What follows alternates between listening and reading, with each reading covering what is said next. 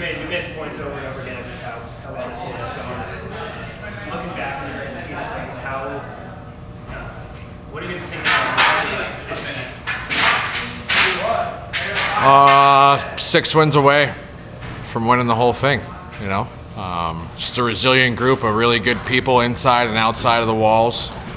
By the walls, I mean the locker room here down below. We had a record-breaking goal scorer. We had a guy play his 800th game. Ryan Smith became our playoff goal-scoring leader.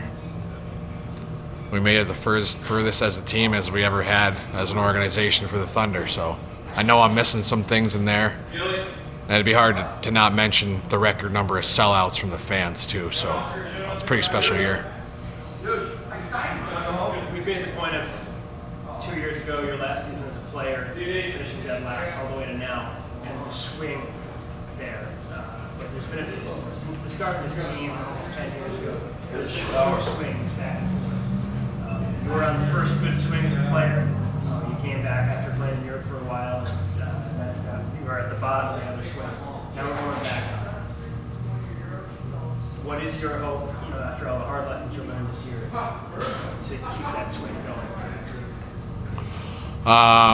Bring a lot of these guys back, hopefully. It sounds like a lot of them want to come back, which is huge to have that core. I think that's what Florida does. That's why they're having this success year after year.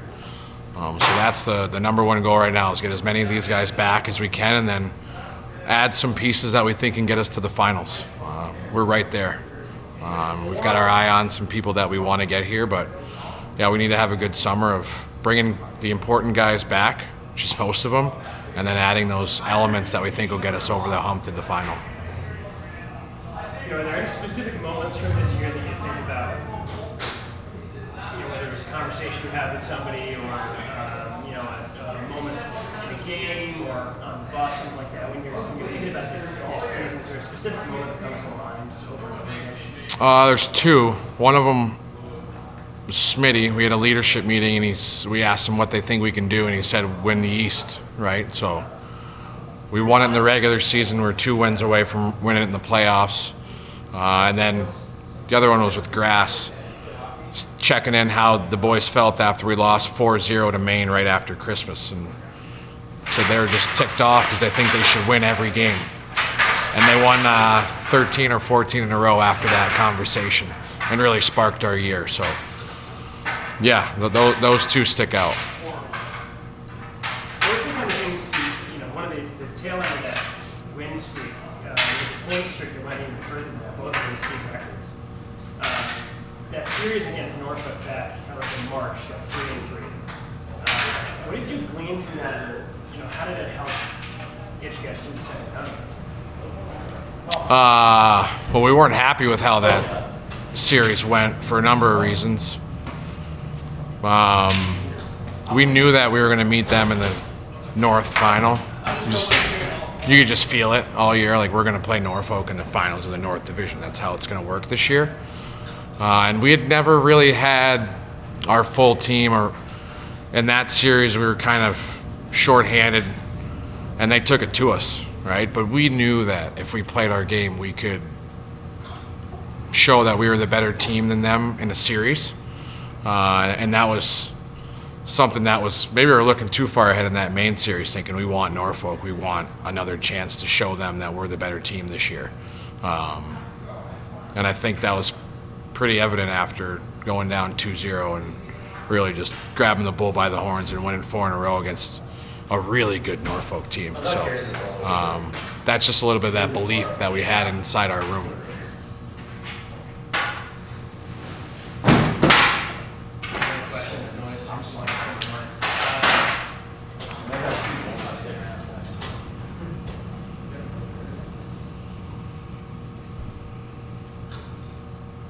Going into next season, you're going into your 3rd year as a head coach. You're learning lessons all the time, as is everybody else. But is there a couple of hard lessons you learned this year that you're glad are in the rearview mirror now? You don't have to relearn those. Maybe not hard lessons, just lessons you learned together. Yeah, I mean, try to learn a little bit every single day. Hopefully nothing too glaring, you know what I mean, that sticks out like a sore thumb, but I think just communication off the board, whether it be our players, staff, officials on and off the ice. That's something I always want to work on, so that, because I'm going to be a passionate guy, and I know sometimes it can probably come off the wrong way. So I want everyone that I'm in contact with to know that it's from a place of love, and I just want everyone to be as good as they can be. So that's something, you know, communicating with people properly it's important to me, because I know I can be misunderstood at times, so that's a focus for sure. And then I really just want to always focus on continuing to have fun, like find different ways to learn and get better, but always have fun. Because as a player, I didn't always have fun, and when I did, I was really good. But when I didn't, it's just not how it should be. It's just, life's too short. It's a game. There's way more important things outside of hockey. So continue that communication, and then always find ways to make sure that everybody has fun.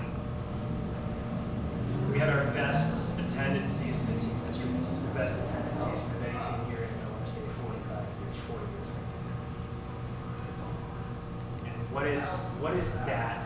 You know, the team is improving, you're improving, everything's kind of building and building and building.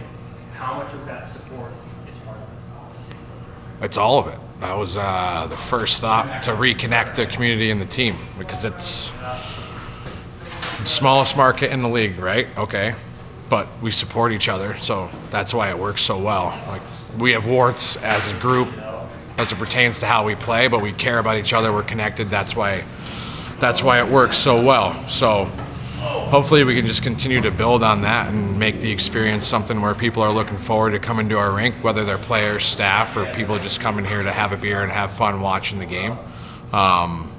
We have to find ways to keep moving forward so that it doesn't get stale, right? So it's really special to be a part of it, and I think that people are starting to realize it's a big part of the community here. It's a really big part of the fabric, and we're not going to be going anywhere. So lastly, start of next season will be an anniversary of milestone season for the 10th anniversary of this team. Only one other team has been here for 10 years. We're the second team to do it.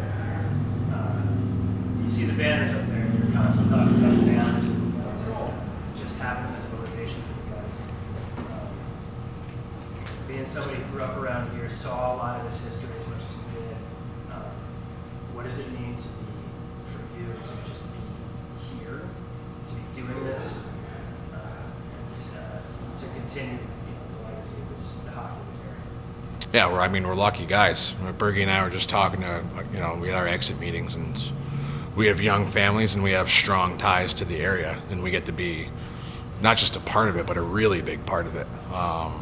And now we get to see all these other guys and the fans be a really big part of it and understand how special this place is. So now we just want to keep moving forward and provide more great experiences and positive memories for the young people that weren't here when the Red Wings were here, and know kind of like, this is what we do here. We're an old school bunch. We stick together, blue collar mentality. And now with the fresh banners going up there, I think that'll galvanize a new generation of fans, hopefully. That's the plan anyway.